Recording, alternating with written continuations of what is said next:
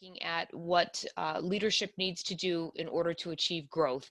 So a little bit of a different spin than Kevin. So I think between the two of us, we'll have a good, lively, spirited discussion on how you can maximize virtual conference attendance, as well as some things and tips around executive presence and storytelling.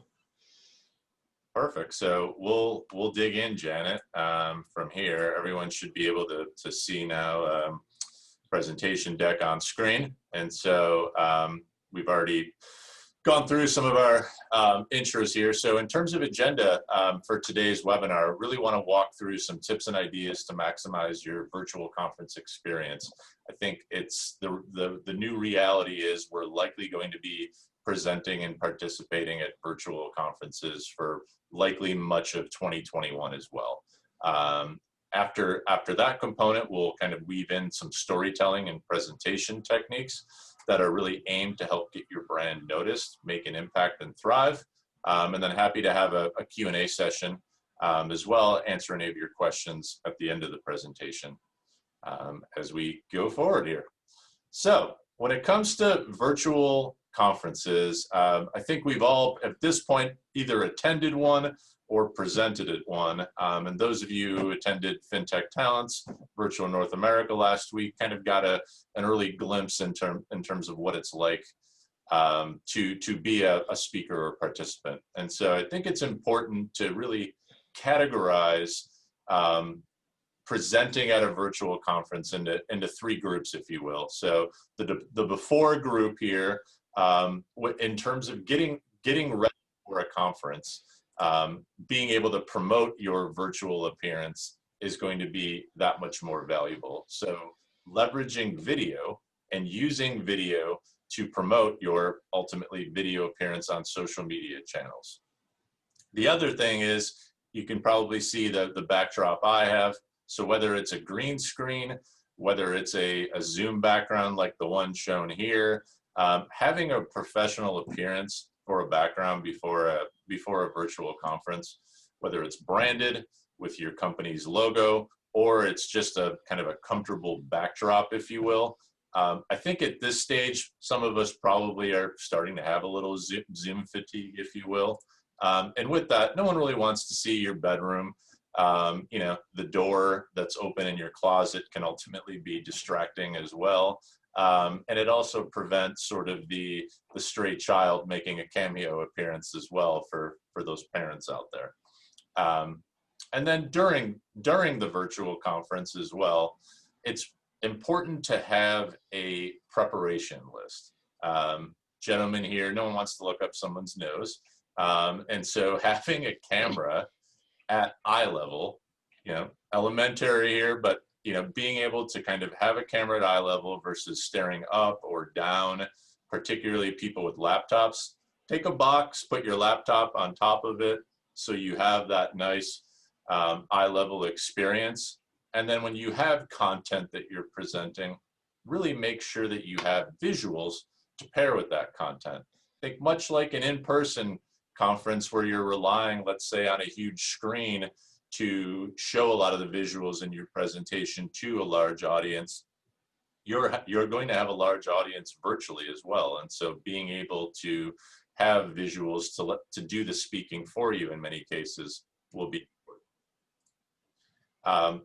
We're going to talk more about kind of the marketing after the fact of a virtual event, but being able to really track who is attending your session so that you can really properly follow up with them. The marketing and the after post-event component, if you will, of a virtual conference is going to be that much more important. And so to that end, make sure you're sticking around. We're having a Q&A today. I think for future virtual events, you know, make sure that attendees have their questions answered or can have an opportunity to ask you to dig in deeper on a specific topic. Having a link to a recording of the event.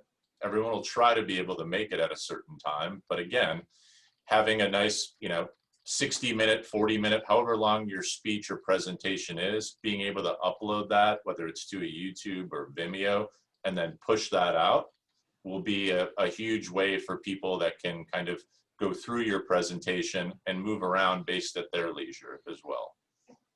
And I'd say last but not least, when it comes to post-event in terms of marketing, is being able to send surveys, polls, take that feedback. We're all new to this. I think that's the important part. You know, most of us have not kind of been trained or spent a ton of time doing virtual presentations. And so this is really new to us. And so taking that feedback into account via surveys and polls is going to be that much more valuable, so that when when you're doing multiple waves of this, you can improve your virtual experience. So we've mastered the virtual experience, but obviously the content behind what's going to be in your virtual presentation is really the key to that whole framework. And the key to any presentation is being able to tell an effective story. And so really the bulk of today's session, Janet and I are going to dive into what we call storytelling techniques and tips as well. And hopefully you'll glean some new info from this. But storytelling is very much, a good story well told. That is the reason why I'm sometimes forced to tell them myself. Mark Twain, probably one of the greatest storytellers out there. So why you? We're not going to all be Mark Twain, but there's some great tips here that I think we can dig in. To that end, everybody loves a good story. I think that's first and foremost when you think about that from a presentation standpoint. Being able to tell an effective story is that much more memorable than rattling off statistics. And so remember that people tend to remember a good story as opposed to you rattling off revenue figures, future sales growth, you name it. It's also something that we can pivot between our personal and professional lives as well. And so storytelling matters. And we'll talk a little bit more about practice at the end, but I think one of the best parts from a professional standpoint with storytelling is the ability to bounce it off of your friends and families as well. And ultimately, the main goal here of storytelling is it's going to make you, and just as important, your marketing from your company, personal and memorable. So as marketers and PR communicators, et cetera, a good example of that from a great storytelling example is Michael Dell, right? Always been fascinated with computers. He got his first computer at age 15, immediately took it apart to see all the different components in it in terms of how it worked, took that passion, continued as he sold computers, upgraded students from other dorm room, dropped out of college to form one of the largest companies in the world. That is a very, very powerful story, and something that Michael Dell has done really from day one in communicating to potential customers, employees, et cetera, at various conferences. It's really helped propel the Dell brand, and taking something now that many of us would view as a commodity, personal computing, and made them sort of a pioneer in that space, and a brand that continues to thrive to this day. So when it comes to your own brand and your own marketing, think about it from that landscape of what did it take for our brand to evolve to where we are now? Tell us the story behind how this company started, how we decided to thrive, what got us to that next milestone. The story behind how those stats piled up or milestones is much more interesting than a hockey stick graph that shows, kind of growth over a certain amount of years as well. So where should you use storytelling? There are many avenues where, or venues, I should say, where storytelling can live. First and foremost, having a website about page should truly be that story about the company, how it was formed, how it's grown. Use that page really as an opportunity to plant that seed for the first story. Then, branching off from your website, various pieces of digital content are going to be great venues for storytelling. So whether it's the corporate or company blog, videos, which we're talking about as well, and then social media platforms are going to be great places to sort of leverage that storytelling tool set.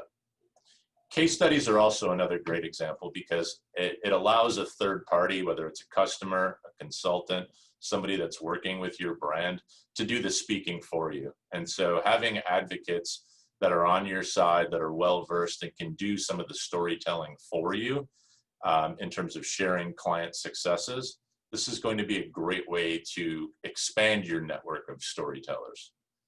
And so where else? Well, you know, when it comes into storytelling, having 4 big C's here that really kind of maximize that storytelling in your presentation. The Michael Dell example is a perfect example of connection, right? So he's taken the time to connect you with his story of starting the company. It's very personal. It captures hearts and minds. Guy took apart computers, was in his garage, went door to door. Hey, I did that. You know, I was a paper boy at one time, you know, as well. And so being able to kind of relate to that and connect where you have that emotional bond is a huge part of having an effective story. Challenges, sharing them with part of that presentation. What's the hurdle?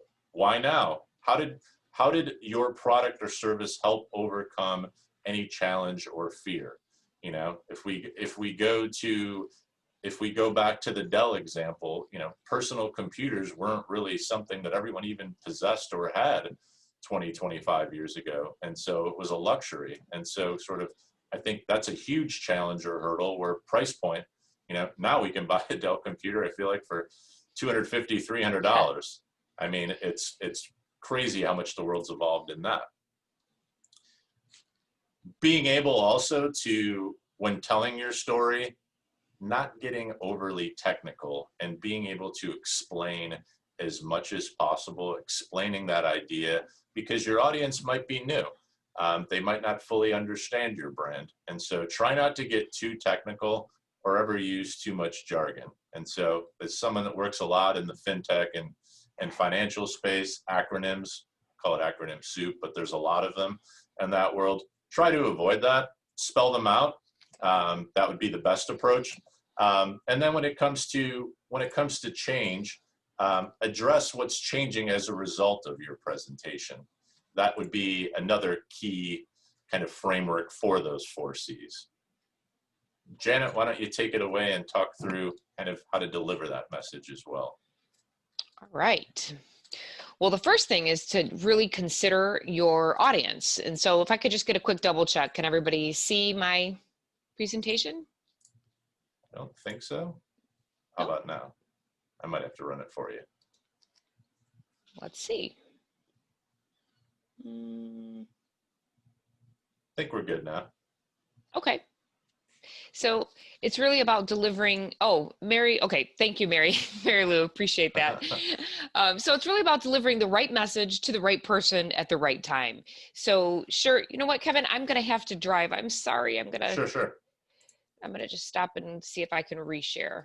I'm a control freak like that. It's Love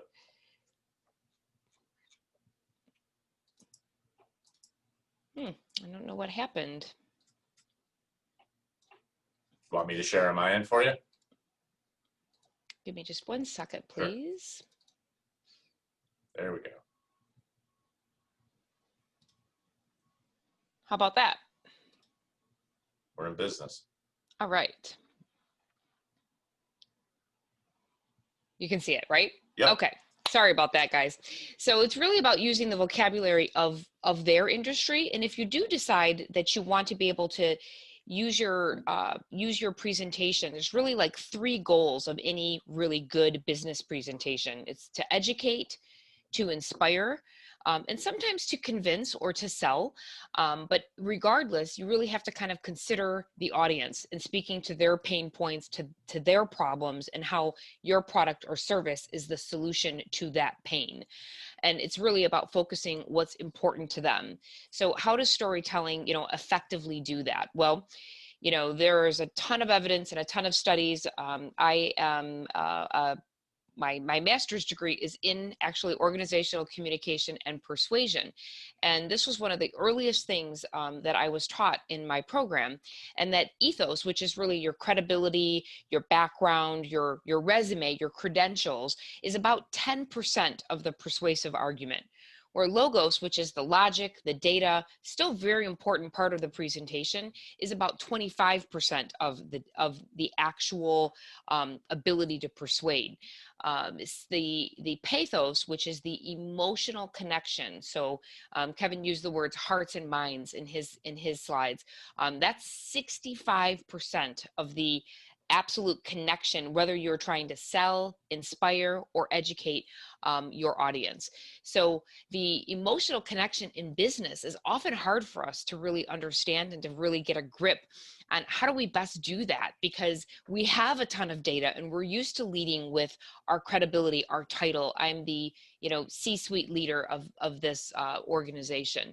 And it really is getting into, you guys may remember this from your college psychology class, if you look at like the Maslow's hierarchy of needs, things like drinking water and getting sleep are very basic and fundamental needs, kind of moving up into safety.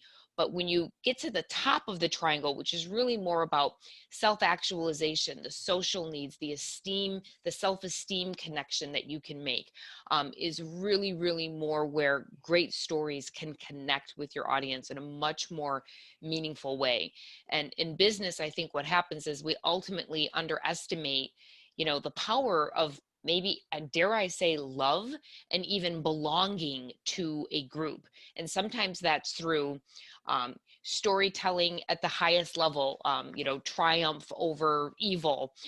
Think about Google. When they very first started, what was one of their mantras was, essentially that evil doesn't belong here, right? It was kind of cultural, but it was also something that they put out forward. And it was kind of like people were able to connect to that on a deep level. Say what you will about the other competitors that they were trying to probably diminish with that message. But it really worked, and it was kind of self-expressive, and it really said something about the brand at that time. So don't underestimate things like your pets, your family, maybe your own health journey and how that might connect, particularly if you are the entrepreneur behind your business, or as a spokesperson for a business. If you're the actual presenter at a virtual or otherwise conference, what drew you to come and work for this company? What was the value connection that you felt with that company that inspired you to come to work for that brand? We really kind of want you to explore this. It doesn't mean that you're going to go on and on about this connection that you've made to the brand, but again, that helps your audience really connect to you and ultimately the brand, because you are the vessel or the vehicle for the brand. And sometimes I think we lose sight of that. So I think Kevin mentioned at the top of the presentation, I have been the executive producer for TEDx Detroit for the last 11 years. And we are one of the largest, this may surprise you because I know Detroit doesn't always have the best reputation, but we are one of the largest TEDx events in the country. We have about 3,000 people come to our event every year. And part of my role, besides being the executive producer, so I'm coordinating all of the operations and the logistics. This year, our event is virtual on September 30th. But I am also responsible for coaching and preparing our executives and presenters, not necessarily all executive, to come onto our stage. And that is an intimidating, arena to step into. If you've not been in front of 3,000 people in a live setting that is also being live streamed with additional thousands more watching, it can be very, very intimidating. But I've found that by coming back to the basics, Chris Anderson, the founder of TED, has a very simple framework that I think works for business as well as it does if you are an NGO or if you are an educator. And it's really starting with a fundamental question, which is, what's the question that's worth asking?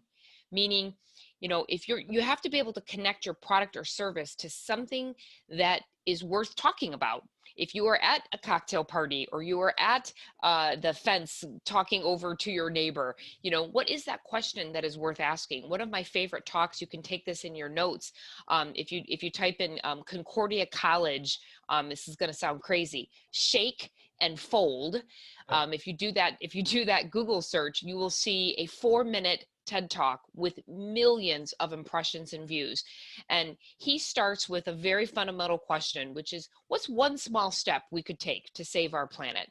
And he goes on in this 4-minute presentation to this idea that's worth spreading, which is really simply, if everyone, when they washed their hands, simply shook 3 times and folded the paper towel, you would use approximately 2 less paper towels per hand washing, whenever you were in a public, you know, setting of some kind where there were paper towels. And you know, he's brilliant. And by the way, he's not even an environmental scientist. He's a venture capitalist who does this talk. And then the final third leg of this stool is, what is the action or the outcome or the response that you want people to take as an idea or as a takeaway? Using something super basic in the financial services sector, more on the consumer side, which would be, you know, what is a way that we can plan for a secure future? The idea we're spreading might be, I don't know, I'm making this up, by saving $5 a day, you could achieve $1 million in X amount of time. And the action outcome response is, you know, save and preserve, or something like that. So it's like, I can connect as the audience member, oh, if I just did this, then this would occur. And it's such a simple triad, but if you were to take your business right now, draw a triangle and force yourself to start with, what is the question worth asking about this business that people are going to be invested, that your target audience is going to be invested and care about?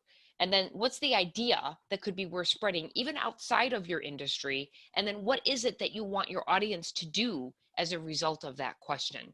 Such a simple framework, but I find that if you were to take a presentation and use this as an outcome, maybe you'd have heard of like Sir Ken Robinson, his very famous TED Talk on like reinventing the education system, follows this framework beautifully into a T. So for those of you that are TED fans, if you now watch TED Talks, you will see that many of them kind of come back to this really basic framework. The other thing that's worth sharing here is that there is a storytelling framework that connects people at a very deep emotional level. And it's really starting with the character. And if you are the presenter speaking about your brand, you really want to put yourself in the story. This is one of the biggest mistakes that presenters make. It's so frustrating for me because they may have a brilliant talk or a presentation, but they don't really put themselves in the story. So I talked about what drew you to work for the company, or maybe it's that you have used the product or the service of the company, you know, putting yourself in that story.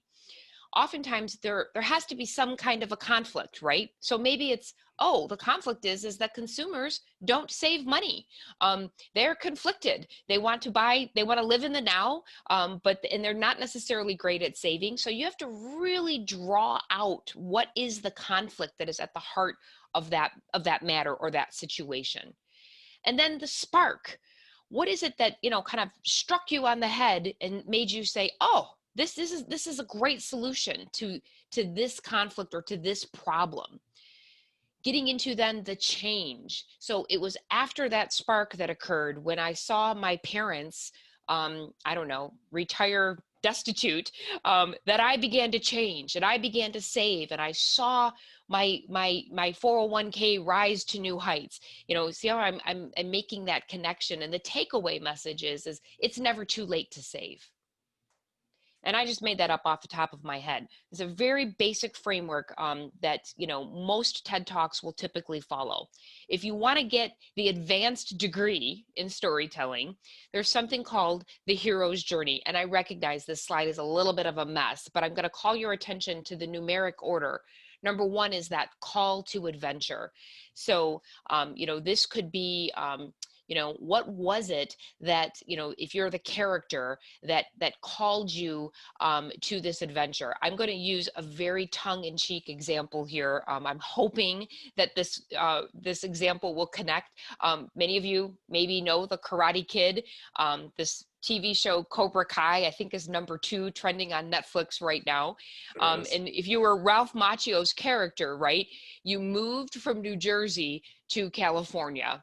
The supernatural aid was Mr. Miyagi to come in and give him the connection to karate to help, essentially change his world. And through training, he began to transform. And yes, there were challenges and temptations along the way for a typical teenager who wanted to play video games and, maybe, I don't know, have a couple of scrappy fights with some outsiders, but he began, there were other people, teachers and people along his journey that helped him really become, a karate expert.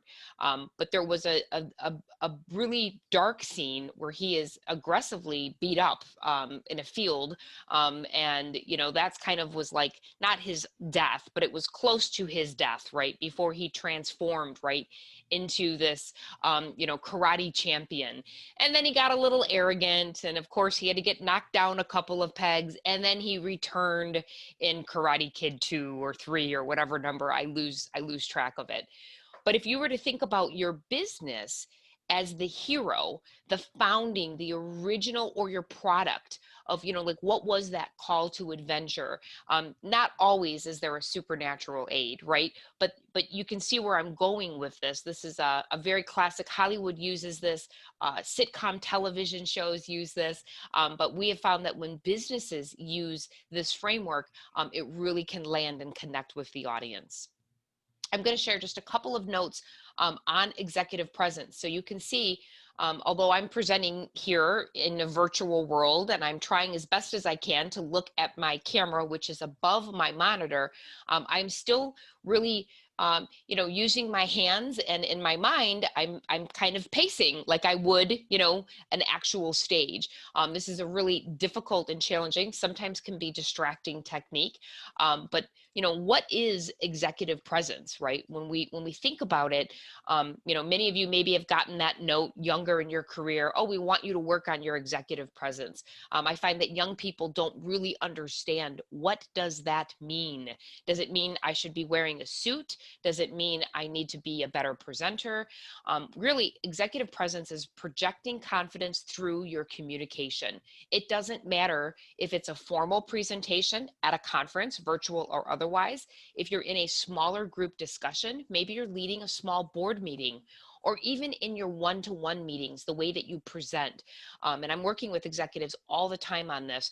And it really depends on, what that presentation is, the level of preparation. Of course, you're not going to spend as much time necessarily, but sometimes you will, in a one-on-one as you would for maybe a virtual conference. TEDx Detroit has 2,000 attendees at our show next week. So those people are really preparing for those talks. So, obviously preparing in advance is kind of a clear no-brainer. But what I find happen at a certain executive level, we have a tendency to, we hire a graphic designer, or maybe we're lucky enough to have a chief of staff or a team that is kind of in charge of putting together the presentation. And the challenge with that is that, the executive who's doing the presenting kind of loses control of the content in the material.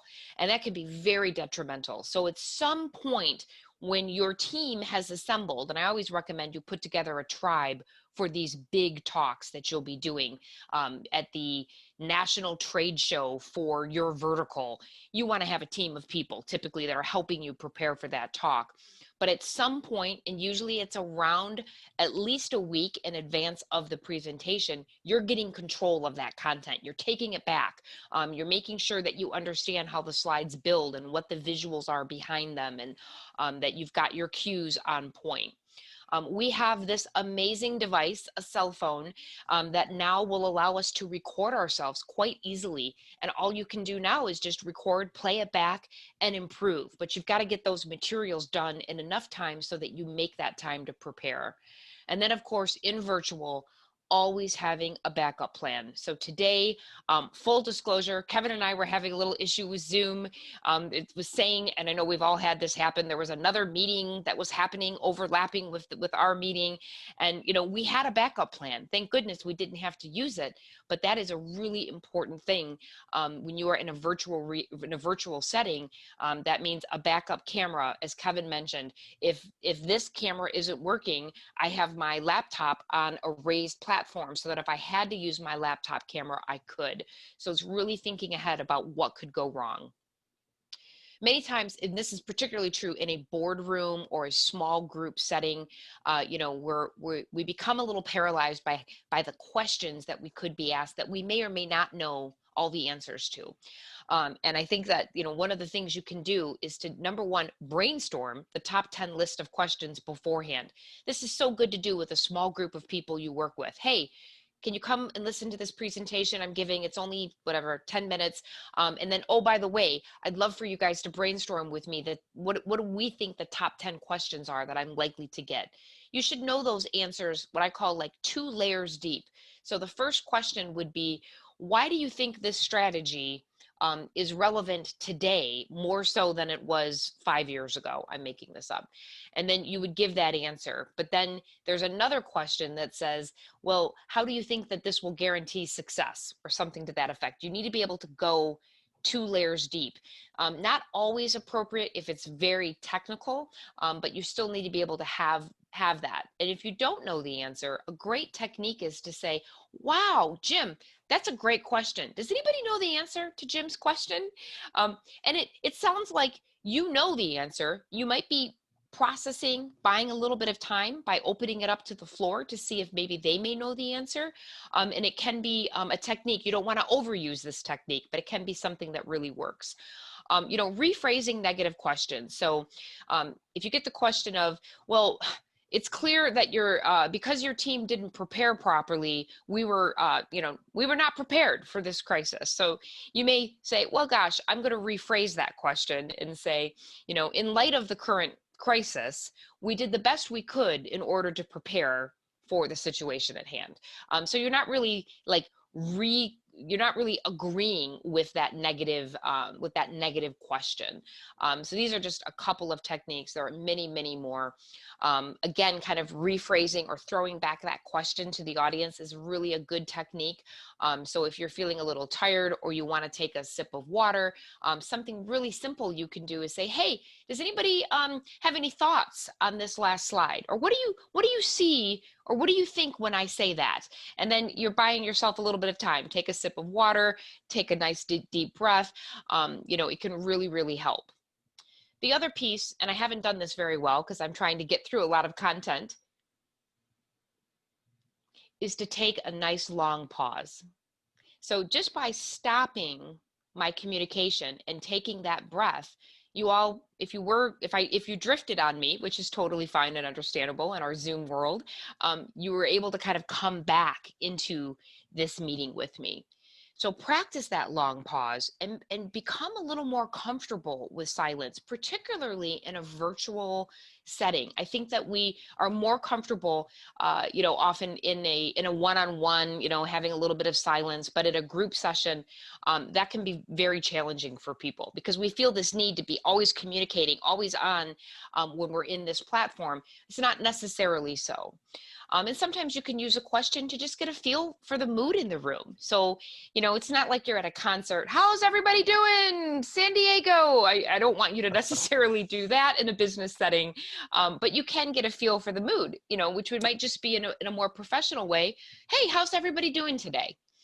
So, you know, the other thing is if you get a question that's like it was not on your top 10 list, okay, you've done all of Janet and Kevin's tips, but then you get a question that was kind of like off the beaten path.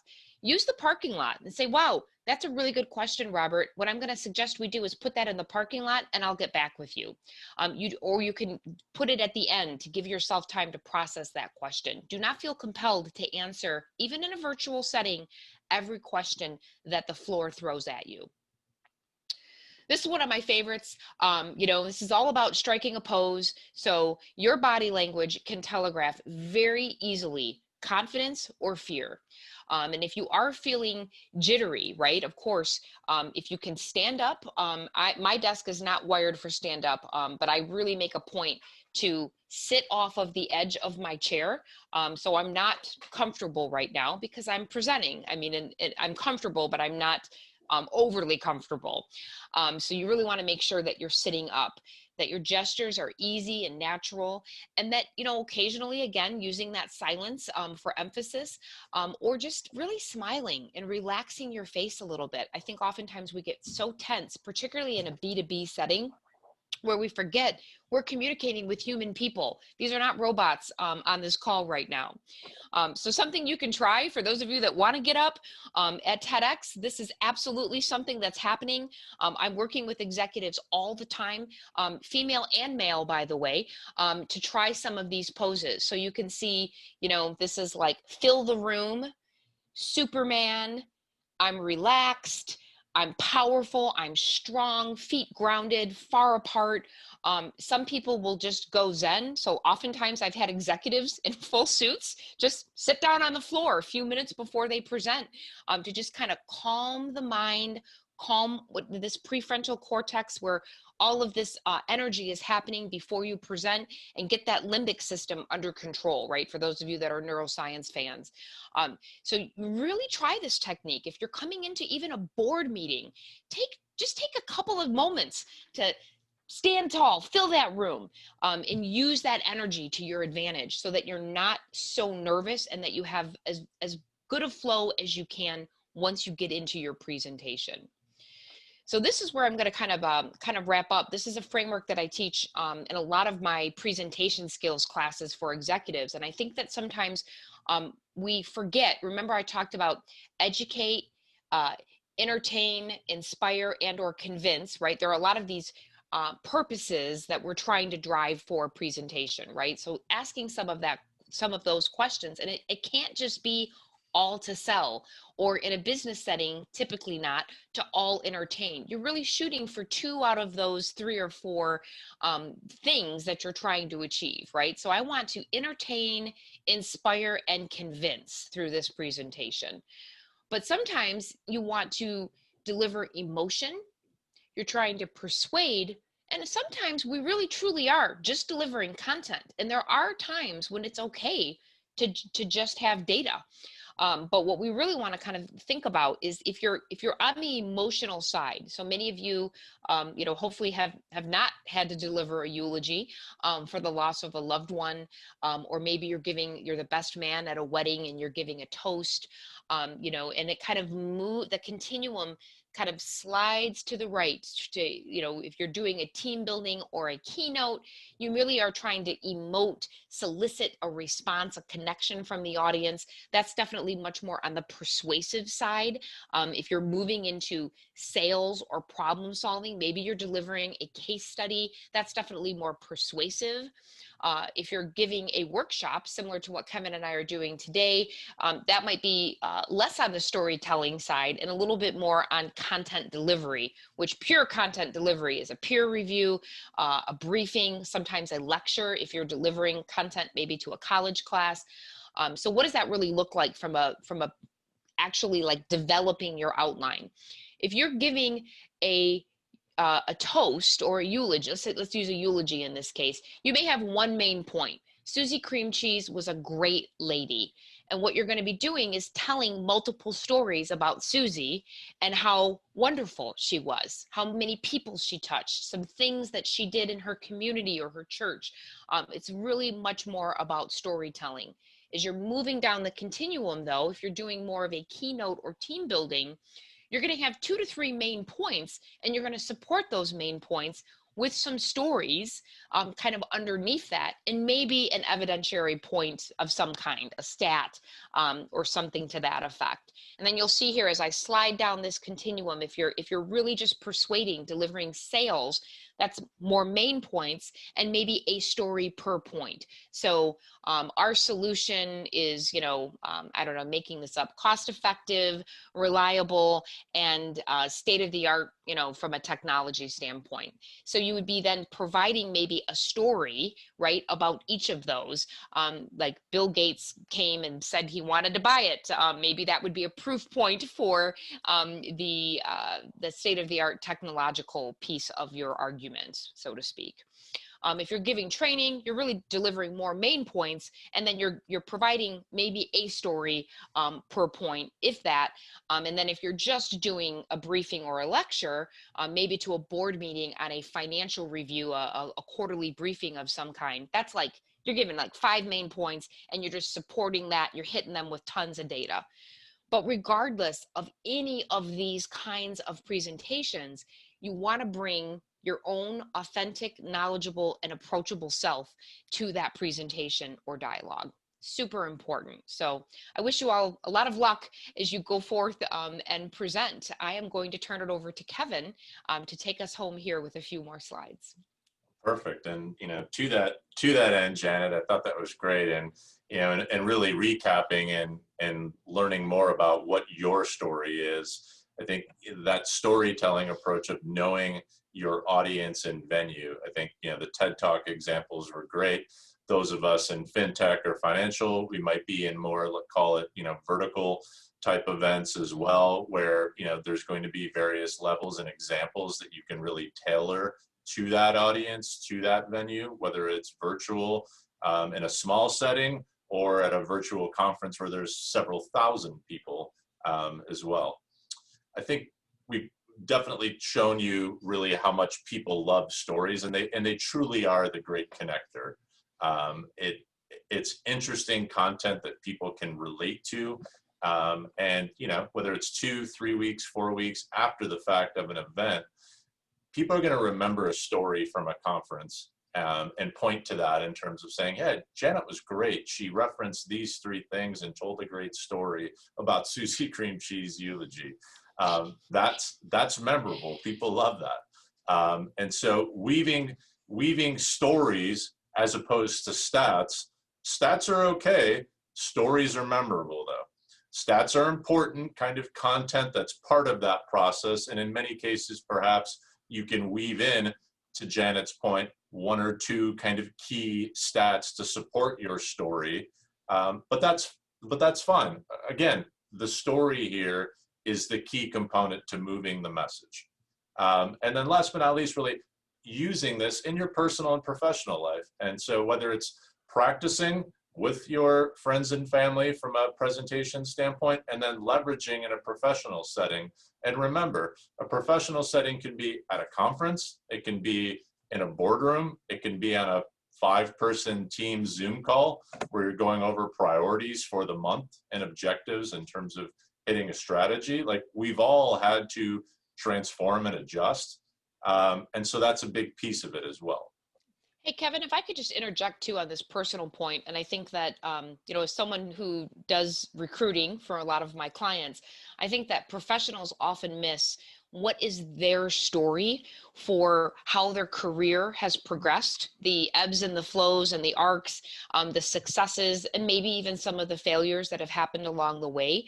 If you were to use maybe even some of that hero's journey framework and really try to frame out your story as a professional in your industry, it's very interesting for a lot of people who haven't really done that work in maybe a while or ever. I love that. And I think a lot of people tend to focus on, resume bullet points and use that in an interview process as well. And to your point, absolutely, being able to kind of tell an influential and memorable story, key part of that. So testing your story. So this 3-part process of, what's your story here? We're identifying what it could be essentially, and then now we're testing it. So ask yourself these questions when kind of formulating your story as well. Is it easy to understand? Is it simple? Are we being emotional and thought-provoking? Does it relate to you? There's different types of stories, but having that firsthand experience and being able to really emotionally connect with people because it's your story, I think is a big part of it. So making sure that you have that firsthand experience and grabbing their attention. And so grabbing the audience's attention could be anything from, Janet mentioned even some of like the power poses and sort of, stage presence, etc. You see that in outside of a virtual environment, but I do think it's important to capture their attention. So whether it's with a story, whether it's with a poll or a survey virtually where you're getting audience participation, another great tool to use, but making sure that they're engaged will be a big part of the process. And then ultimately being sticky, so being memorable. That eulogy was great. That best man story reference was, very memorable as well. But what's going to be the one or two takeaways from your presentation that you want the audience to remember? I think that's a key part of testing, where if you had a 30-minute presentation and you had to ask everyone that sat through it, hey, what was your main takeaway from it? That it all mapped back to being something memorable. And then verifying your story. And I know we talked about friends and family, but what was their reaction? I mean, in many cases, your friends and family are going to be some of the best people to do this with, because they're going to give you that no BS feedback that we all need as presenters as well. You spent, Kev, like way too much time on this, didn't understand this concept, or, hone in more on that story. Loved it. Tell me more about Michael Dell's past, etc. But then being able to adjust for an audience. So, if we're at FinTech Talents or a Finovate or a Money 2020, knowing that we've got a room full of people that work in FinTech or banking, and adjusting that content based on current events in the FinTech space, whether it's referencing a Robinhood, for example, and their crazy valuation now and popularity and growth of it, for example, but adjusting your story and content for that audience as well. And then I think best of all, in terms of verification of your story, is being able to translate an idea into words. I think this is really the kind of the capstone of a great story, is taking something that you can kind of shape your idea and turn it into a story with words to really truly connect with your audience as well.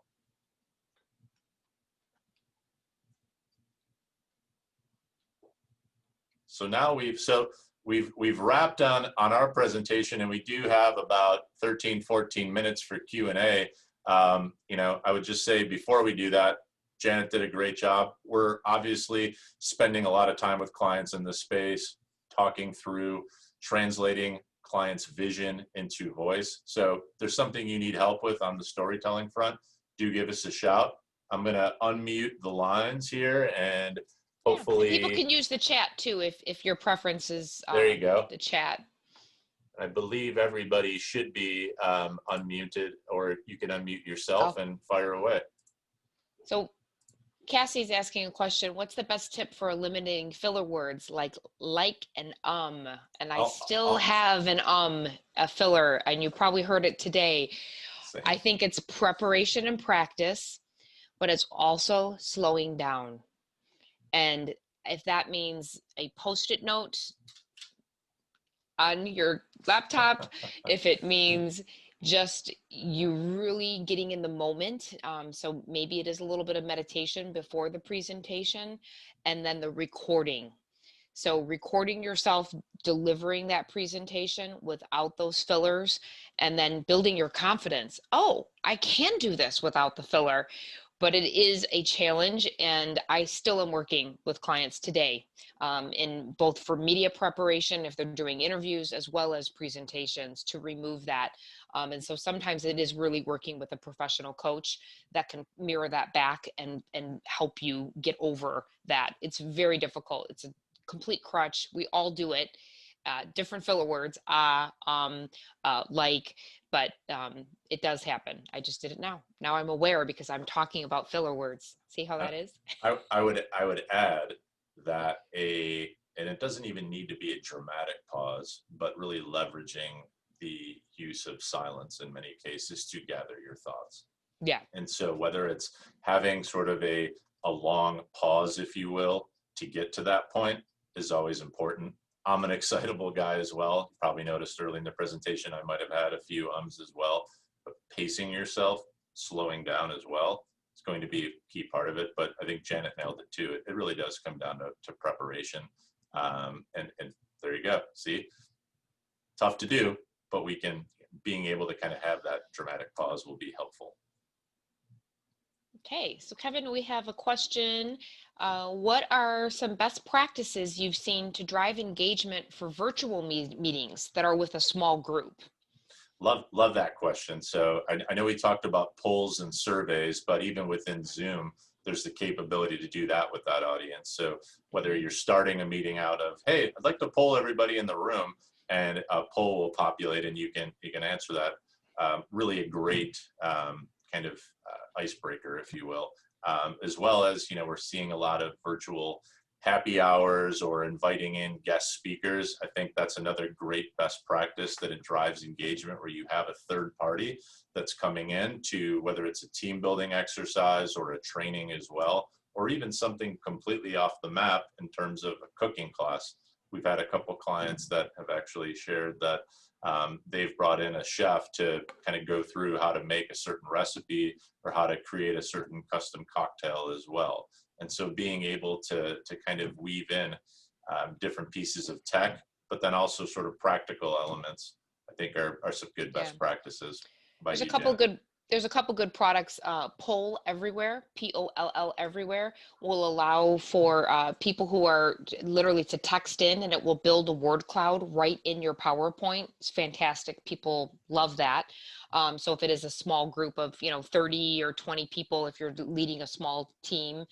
The other thing that I've seen is just really interesting is, people will ship, I don't know what it might be, but in Amazon, there's an exercise that I lead called 6 Thinking Hats, and they're all different colors. So I'll work with a client to go online on Amazon, and we'll find these different colored hats. And then when we get into the session, the employees all have their Amazon box. So you have to make sure you're planning for this, and they're all opening it together. And the other thing that another really good thing that I just did last week with another client, which was so cool, the client sent a Grubhub gift card to everyone for just the $15 or $20. I'm not sure what it was. And then the warm up was, what did you order for lunch? And everybody talked about, oh, this was this restaurant before the pandemic. I loved it. This is where my husband and I had our anniversary, or whatever.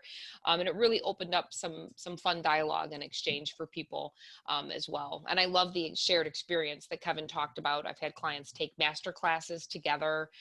Those kinds of things for team building really help.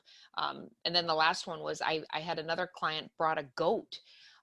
Like, you can hire a goat to come to your Zoom meeting, mostly for a couple of giggles. This would obviously be for an internal team meeting. So it really runs the gambit. The other product is Kahoots, KAHOOTZ. It's a very similar kind of polling, where people can add content to a virtual board that's in the conference, in the Zoom conference itself. So we've got another question, and I think, Janet, you'd probably be a great one to answer this one. So any warm-up techniques in terms of kind of making sure that the audience is staying interested and engaged? Yeah, so, well, and she's saying, like, to warm up the voice. So, I mean, I would definitely start with, and, these are these very high-powered executives, again, I love to say men in suits that are doing what I call 6, 7, 8 breathing. So if you're to try it right now, breathing in for 6 seconds. Breathing out for 7 seconds. And then trying to breathe in. This is really hard. You got to really work your rib cage. Breathing in for 8 seconds. 6, 7, 8. And just kind of repeating that mantra. So just really slowing that heart rate down. If, to Kevin's point, he's an excitable guy, that would be something I would say, Kevin, this is something you're going to need to do. Because if you come into that presentation and you're too amped, it's like you're Tony Robbins or Steve Ballmer out there, too much energy, right? We want to bring the energy down. if you need to bring your energy up, then that would be power posing, possibly even some, jumping jacks. I mean, I've had executives, I don't know what, like, pounding their arms and their chest to just like, all right, I'm ready, so it really depends on what your energy level is, and a professional can really help you read that energy level. Say, okay, it's time, we need to bring this up, we need to bring your energy up, or sometimes down. So those are a couple and then of course there are just those, this, it sounds so cheesy, but it really does work, and it is a real vocal exercise. Red leather, yellow leather, red, like, so that is an actual exercise to just kind of warm up the mouth. But I always like to start, if I'm practicing, the first 30 to 60 seconds of your presentation. You don't have to memorize the whole thing, because then it feels over rehearsed, but know that part really well and use that as kind of your warm up. I think that can really, really help, because once you get your audience that first 30 or 60 seconds, they're latched on, they're into you, but you got to really make sure you get that first 30 to 60 seconds, and the energy's got to be, there's a pocket, and it's narrow, not too high, not too low. Love it. Well, I think that any other questions from the group, whether it's chat or via audio? We have another minute or two left.